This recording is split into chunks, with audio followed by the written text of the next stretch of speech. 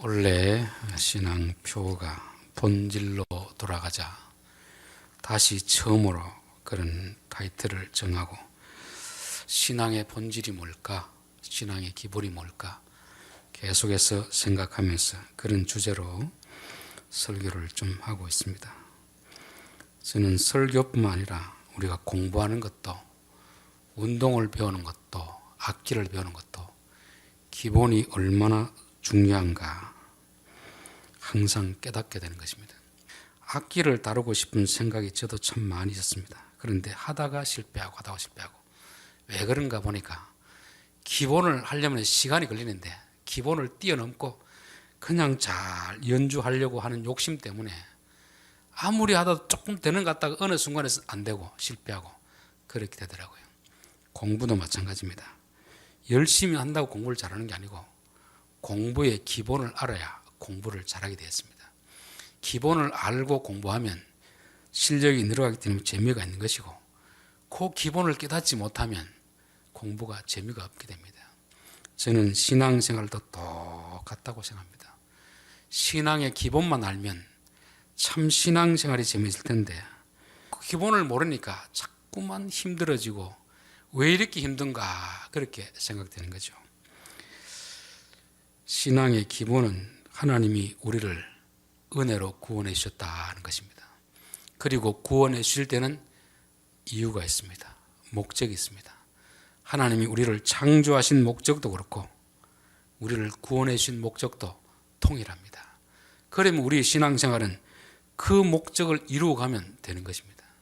그 목적을 이루어가면 신앙생활은 쉬운 것이고 그 목적과 반대되는 길을 가면 어렵습니다. 왜냐하면 그 목적을 이루는 쪽으로 가면 하나님이 도와주시니까 쉬운 것이고 반대로 가면 하나님이 막으시니까 어려운 것입니다. 창조하신 목적이 창세기 1장 28절 아닙니까? 바다의 고기와 하늘의 새와 땅의 짐승들을 잘 다스리라.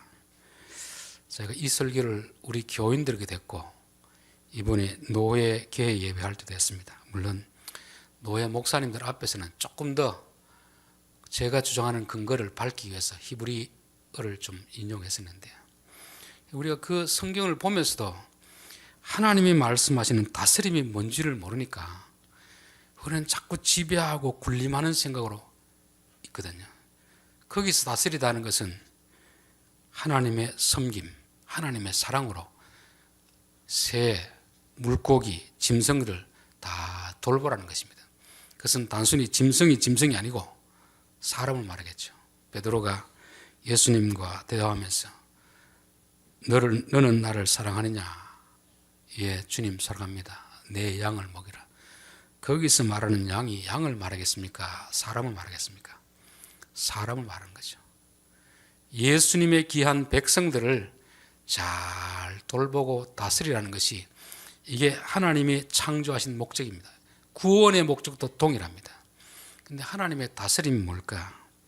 하나님의 사랑, 하나님의 공의, 이 두 가지를 그대로 행하라는 거 아닙니까? 그래서 창세기 1장 28절에 보면 다스리다 하는 것은 어린 양들을 부모의 심정으로 스승의 마음으로 잘 돌보고 그들이 자랄 수 있도록 도와주라 하는 것이고 그 다음에 창세기 3장 16절, 4장 7절 죄가 너를 원하나 너는 죄를 다스릴지니라.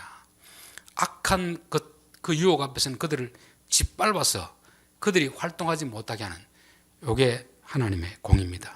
그러니까 하나님의 사랑, 하나님의 공의를 다른 말로 하면 두 가지 다스림을 나타나는 거죠.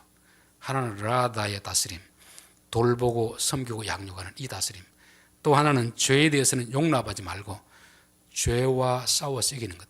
교회 안에서 악을 허용하지 말고 악과 싸워 이기는 이 두 다스림을 말씀하고 있는 것입니다. 용어는 달라도 근본 핵심은 같은 것이죠. 우리 창세기 12장을 보겠습니다. 1절부터 보겠습니다. 여호와께서 아브라함에게 이르시되 너는 너의 고향과 친척과 아버지의 집을 떠나 내가 내게 보여줄 땅으로 가라. 내가 너로 큰 민족을 이루고 내게 복을 주어 내 이름을 창대하게 하리니 너는 복이 될지라. 제가 창세기를 제일 많이 설교했거든요. 주일학교 부서 때마다 창세기를 했는데 제가 제일교회 나오기 전에 이 말씀이 제게 깨달아졌습니다. 저는 그전에 예수님 믿고 따라가면 큰 민족을 이루어주겠다, 내 이름을 성공시켜주겠구나, 그런 마음을 가지고 있었고 그런 식으로 설교를 했습니다.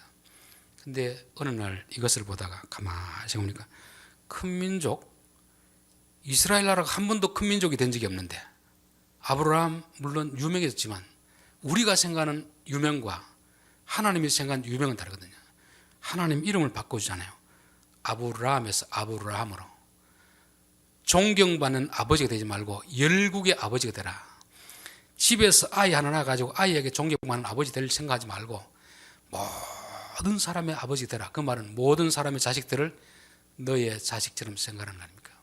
큰 민족도 세상 나라와 다른 민족을 말하는 것입니다. 그걸 깨닫고 나서 이야, 내가 지금까지 성경을 헛읽었구나. 그 깨달음을 느낀 후에 하나님, 너는 이제 떠나라는 걸 느꼈습니다. 기존에 가지고 있는 교인들의 생각과 이 생각이 안 맞으면 너는 떠나서 이 복음을 전할 수 있는 곳으로 가라. 그때 제가 하나님 말씀을 깨닫고 그렇게 제가 제일교회를 떠났습니다. 자, 18장을 보겠습니다. 창세기 18장 17절부터 보겠습니다. 여호와께서 이르시되 내가 하려는 것을 아브라함에게 숨기겠느냐. 아브라함은 강대한 나라가 되고 천하 만민은 그로 말미암아 복을 받게 될 것이 아니냐. 내가 그로 그 자식과 건속에게 명하여 여호와의 도를 지켜 의와 공도를 행하게 하려고 그를 택하였나니. 여기에 강대한 나라나 앞에 큰 번적이나 히브리어는 똑같은 말입니다. 하나님의 나라를 너를 통해서 만들겠다. 그 나라는 어떻냐면 내가 너에게 복을 주는데, 복을 너만 받아 누리는 게 아니고 이제부터 그 복을 천하 만민에게 네가 복을 주는 통로로 삼으라는 것입니다. 그 복이 뭐냐면은 의와 공도를 행하게 하려고. 의와 공도. 자, 그런데 뭐를 행함으로? 여호와의 도를 지켜 의와 공도를 행하게 하려고. 이 의라는 건 ጼ데크이고 공도는 미시파트라는 말입니다. 이게 하나님의 사랑이고 하나님의 공입니다. 앞에 라다의 다스림이고 마샬의 다스림이고, 용어는 다른데 근본 핵심 개념은 그거예요. 세상은 원래 하나님이 창조할 때는 그런 목적으로 만들었는데 인간이 사단의 말을 듣고 다스리다 보니까 하나님의 다스림이 아니고 짐승의 다스림하는 거죠. 지도자가 되면 밑에 사람들을 집어삼키는 거죠. 자기 마음대로 좌지우지하려고 하는 거죠. 그러니까 세상 나라가 하나님 나라가 되지 않으니까 아브라함만 따로 불러가지고 너 요렇게 좀 해라. 너를 통해서 내가 하나님 나라를 만들어주겠다. 그 계획이 오늘날 교회를 세상 가운데 부르신 것입니다. 그런데 교회 안에서는 라다 하나님의 다스림이 뭔지를 모르니까 똑같이 교회 안에서도 힘 있는 자들이 큰 소리치고 약자들을 짓밟고 자기 마음대로 교회를 어지럽히고 그런 일이 나는 것입니다. 하나님 뜻을 모르니까 그렇게 된 거죠.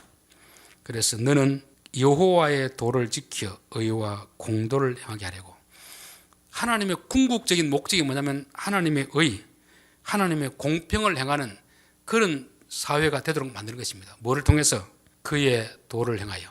그의 도를 행하는 것은 수단이고 목적은 뭡니까? 하나님의 통치. 이 의와 공평이 이루어지는 그 나라를 말하는 거죠. 우리는 신앙생활에서 자꾸 이 수단과 목적을 바꾸는 경우가 많이 있습니다. 부자 청년에게 계명을 다 지켰느냐? 다 지켜야 됩니다. 그런데 너 돈을 팔아서 가난한 주라 하니까 못 주는 것입니다. 이 사람에게는 계명을 지키는 게 자기 인생의 목적이었던 거죠. 계명을 지키는 건 목적이 아닙니다. 의와 공의를 행하는 것이 목적이고 그걸 하기 위해서 계명이 있는 것입니다. 한국 교회에서는 이 하나님의 나라의 두 기둥을 설명하기보다는 기도 많이 해라, 성경 많이 읽어라, 전도 많이 해라, 하루에 기도를 몇 시간 하라, 하루에 성경을 몇 장 읽어라, 전도를 몇 명 해라. 그게 나쁘다는 게 아닙니다. 그 자체가 목적이 되면 그게 우상이 되는 것입니다. 기도해서 뭘 하는 것이 기도는 수단이 목적이 있잖아요. 목적. 여러분 기도하는 목적이 뭡니까? 주의 뜻을 찾아내는 거죠. 주의 뜻을 찾아내기 위해서 기도해야 되는 거지. 주의 뜻과는 무관하게 자기 뜻을 아래가지고 응답받기 위해서 10시간을 기도한들 목적에는 이루지 못하는, 수단이 목적이 되어버리는, 기도가 우상이 되어버리는 것입니다. 성경을 읽는 것도 마찬가지입니다. 성경을 백독 읽는 게 중요한 게 아니고 성경을 통해서 하나님 뭘 원하는지, 그러니까 기도와 성경, 전도, 이것은 모든 것을 이루는 목적이 아니고 그 목적을 이루는 수단인 것이고, 목적은 뭐냐면 하나님의 의와 하나님의 통치, 그래서 그의 나라와 그의 의를 구하라는 거 아닙니까? 하루에 몇 시간 기도하라, 성경을 몇 번 읽으라는 게 아니고 한 장을 읽더라도 5분을 기도하더라도 하나님의 뜻을 찾고 있는가, 하나님의 마음이 내게 깨달아지고 있는가, 내가 하나님의 통치를 이루는가, 이게 신앙의 가장 큰 기본이 되는 것입니다.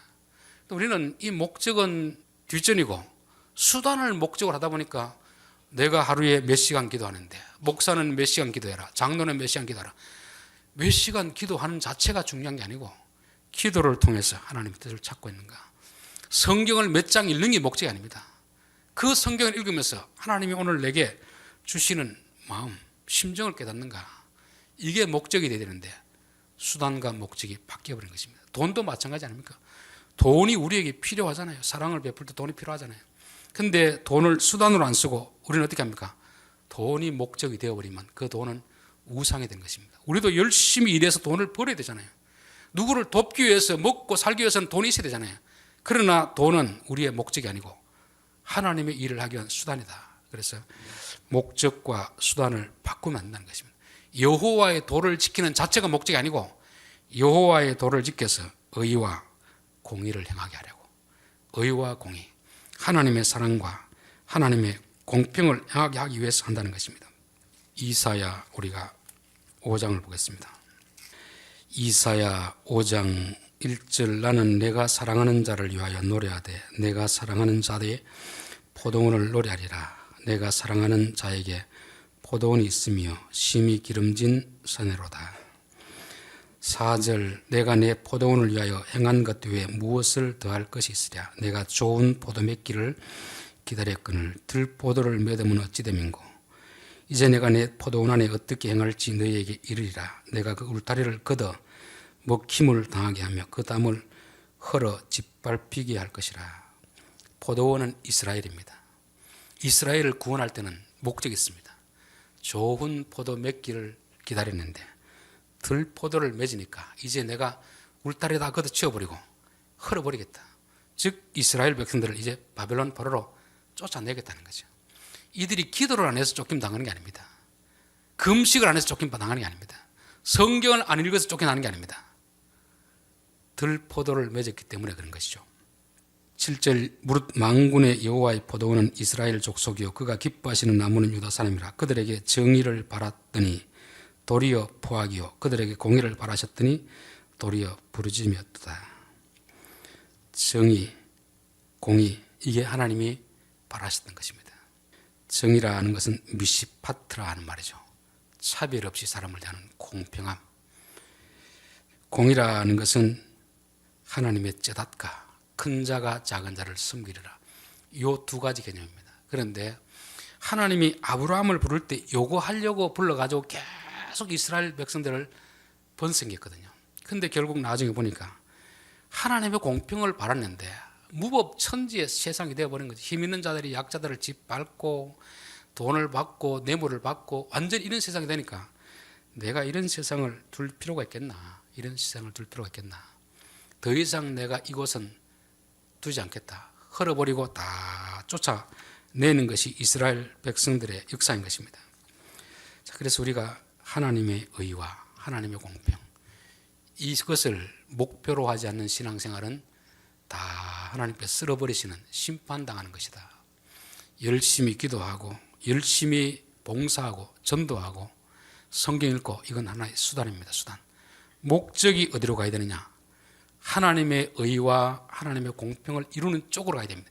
하나님이 결국 그걸 원해서 교회를 두시거든요. 근데 교회는 거기에 대해서 말해주지 않습니다. 얼마나 이 사람이 성경을 많이 읽느냐, 얼마나 헌금을 많이 했느냐, 얼마나 기도를 많이 하느냐, 그것은 우리 안에서 우리끼리 정한 믿음의 기준이고, 적어도 구약 성경을 통해서 보면 하나님이 그걸 가지고 보지 않습니다.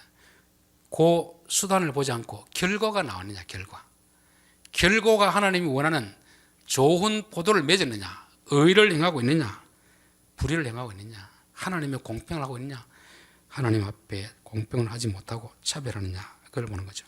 그래서 레위기 보면 다 그런 내용입니다. 레위기 19장 29절 내 딸을 더럽혀 창녀가 되게 하지 말라. 음행이 전국에 퍼져 죄악이 가득할 감이라. 딸을 아빠가 어떻게 합니까? 무시하는 거죠. 약자라고 인격적으로 무시하는 거 아닙니까? 너희들 하나님이 째다카 큰 자는 작은 자를 섬기고 돌보라고 했는데 왜 여자라고 해서 함부로 너의 어떤 욕망을 이루기 위한 도구로 삼느냐 그거 아닙니까?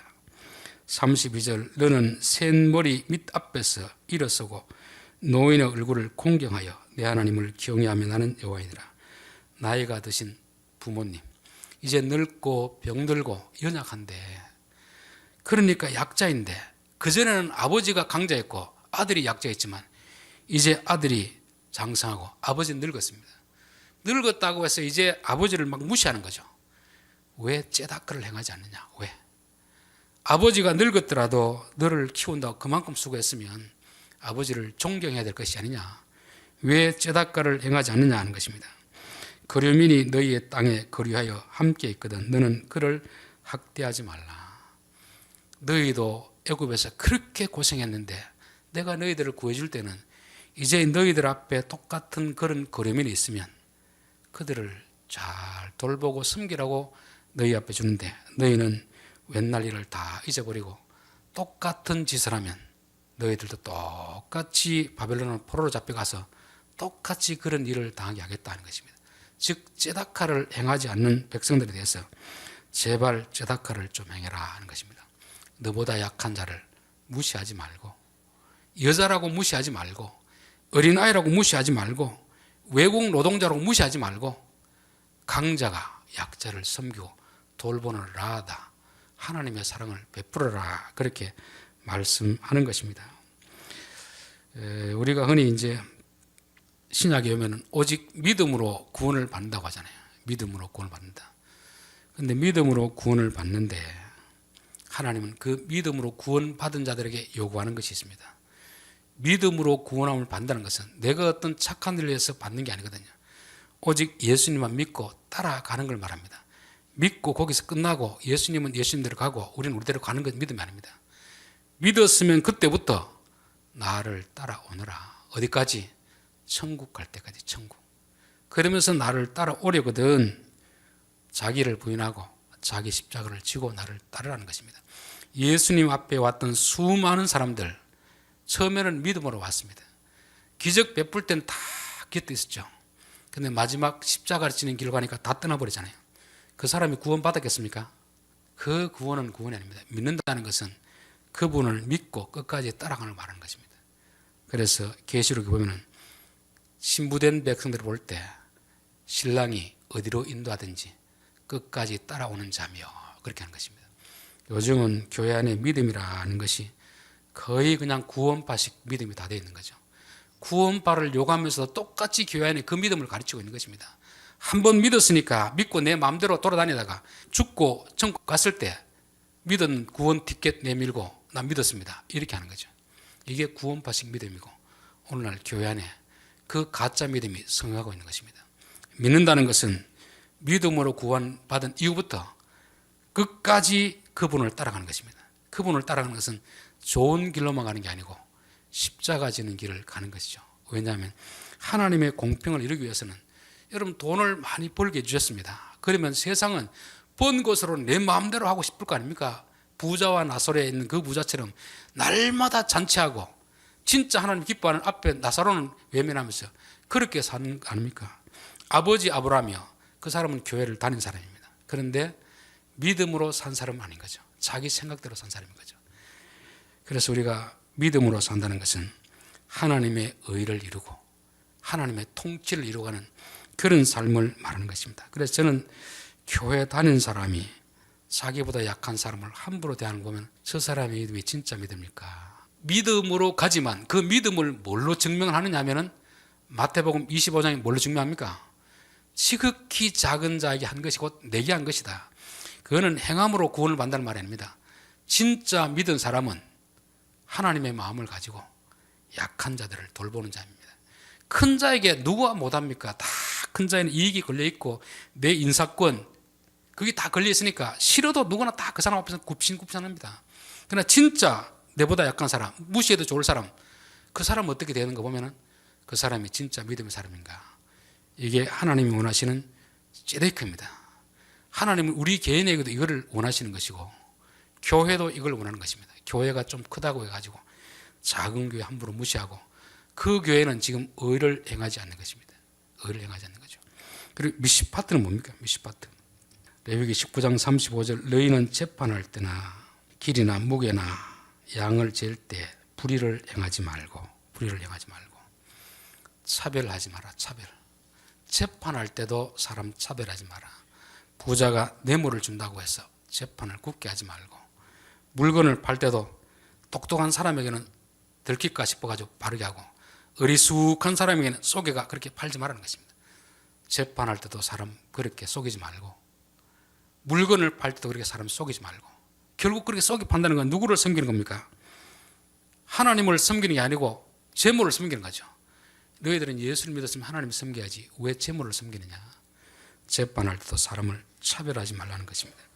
근데 참 사람은 이 차별하는 문화가 없는 데가 없습니다. 교회 안에도 차별이 있습니다. 그러다 보니까 성령 충만해서 세워진 초대교회도 사도행전 6장에 보니까 히브리파 과부와 헬라파 과부를 차별하는 것입니다. 구제를 줄 때도 자기하고 좀 친하면 더 많이 주고 안 친하면 빼고 이게 사람 차별하는 거 아닙니까? 고린도 전서도 보면은 성찬식을 할 때도 성찬식을 하는 이유는 모든 사람을 차별하게 대하지 말고 동등하게 대하라고 성찬하는 거거든요. 근데도 부자들은 자기들이 가진 맛있는 거 해와서 자기들끼리 먹고 가난한 사람들은 못 먹고 이런 무시를 당하게 하는 이런 차별들이 참 많이 있습니다. 어떤 사람 유튜브를 보니까 자전거를 타는데 동호회를 가입 안 한답니다. 동호회. 왜냐하면 동호회를 가입 안 하냐면 거기도 가면 사람을 차별한답니다. 자전거가 1,000만 원짜리 타고 다니는 사람, 500만 원짜리 타고 다니는 사람, 300만 원짜리 타고 다니는 사람 끼리끼리 모인답니다. 자기들은 보면 다 알거든요. 세상에는 차별이 없는 곳이 없다. 차별이. 그러나 성경에는 사람을 좀 차별하지 마라. 유대인이나 이방인이나 차별하지 마라. 하나님은 차별하는 분이 아니다. 그래서 우리가 이 두 가지 기본만 알아도 신앙생활하는 것이 아주 쉽습니다. 첫째 그것이 뭡니까? ጼ데크는 뭡니까? 큰 자가 작은 자를 섬기는 것입니다. 내가 남보다 힘이 있으면 그 힘을 가지고 선비라고 힘을 주신 것입니다. 이게 잘못되면 그 힘을 가지고 짐승처럼 학대하고 마음대로 주무르려고 하는 것 아닙니까? 그 다음에는 공평하라. 공평. 사람 좀 차별하지 마라. 우리가 보기에는 좀 많이 배웠고 적게 배웠고 힘있고 힘이 없고 좀 부자고 그렇지만 하나님 보시기엔 다 또나 걔나 다 똑같습니다. 여러분 비행기 타고 높이 올라가 보십시오. 2층짜리 건물이나 10층짜리 건물이나 똑같아요. 하나님이 보시기엔 다 똑같으니까 제발 너희들끼리 사람 좀 차별하지 말고 공평하게 되라. 공평하게. 세상은 공평하지 않더라도 적어도 교회에서만큼은 약자나 강자나 여자나 남자나 어른이나 어린아이나 차별하지 말고 공평하게 되라. 공평. 이게 바로 하나님 나라의 두 개 기둥입니다. 이게 무너지면 하나님 더 이상 교회로 여기지 않습니다. 그 교회가 몇 명 전도하느냐 몇 시간씩 모여 기도하느냐 얼마 금식하느냐 헌금하느냐 이거는 하나의 수단에 불과하지 결국 하나님 원하시는 것은 의와 공평입니다. 그래서 그의 나라와 그의 의를 구하라. 그래서 우리는 조금 하나님 내게 힘을 주었으면 그 힘을 가지고 약자를 함부로 대하는 게 아니고 약한 자를 어떻게 하면 도와줄까를 생각해야 됩니다. 내가 남들보다 돈이 좀 많으면 하나님 이 돈으로 누구를 도우면 되겠습니까? 우리에게는 그런 마음이 있습니다. 나보다 힘이 약하면 함부로 대하려는 마음이 있고 나보다 나이가 어리면 함부로 대하려는 마음이 있고 군대로 말하면 나보다 계급이 조금만 늦어도 막 대하는 게 있잖아요. 이게 군대 귀신입니다. 군대 귀신, 군대 정신입니다. 우리는 예수의 정신으로 마음속에 딱 새가지고 누구를 보더라도 나보다 낫게 여기는 귀하게 여기는 마음, 이 마음이 미시파트다. 미시파트 공평이라 하는 것입니다. 기도하겠습니다.